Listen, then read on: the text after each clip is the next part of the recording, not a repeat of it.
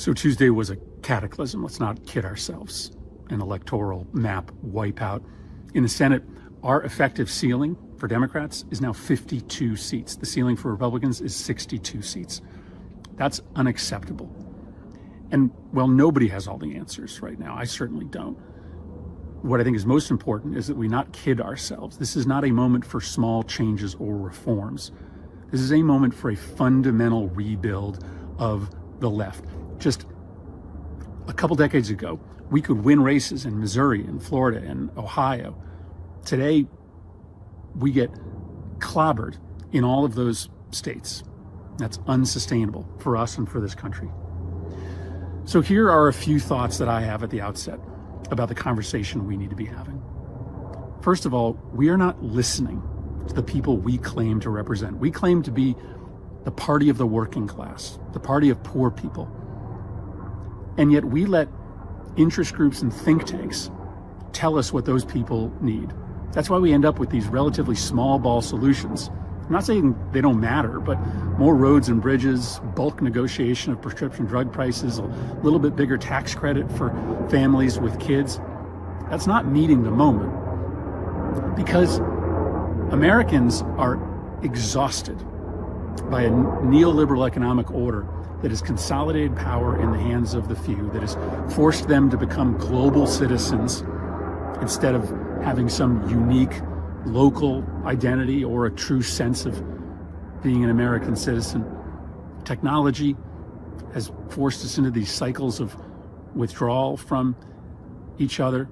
People feel isolated, they feel impotent, they feel deeply anxious. Democrats spend almost no time actually matching policies to the way that people feel. Now, mass deportation and closing our borders permanently, that's bad policy. But it speaks to a legitimate feeling that people have, that there are these global forces like increased migration that are outside of our control, that we are at their mercy. People are looking for control, and one of the ways that Republicans deliver them a message of control is control of our borders.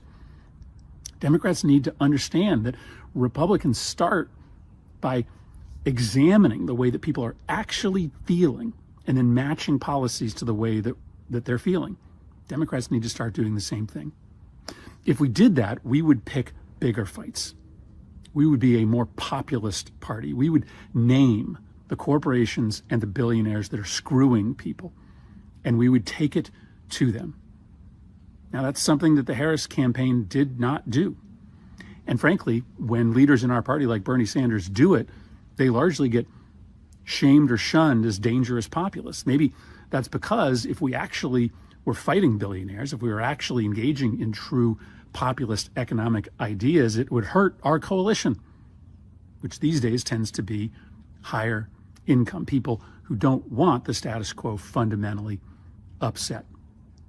So for me, those issues of true economic populism, moving power from people that have it to people that don't have it, that has to be the tentpole of our coalition.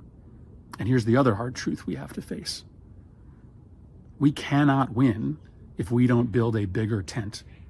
And in order to build a bigger tent, we likely have to have economic populism as that tentpole, and then allow into the tent people that do not agree with us on 100% of our core social, cultural issues, as well as other hot button topics like guns and climate. I think we'd be better off fighting out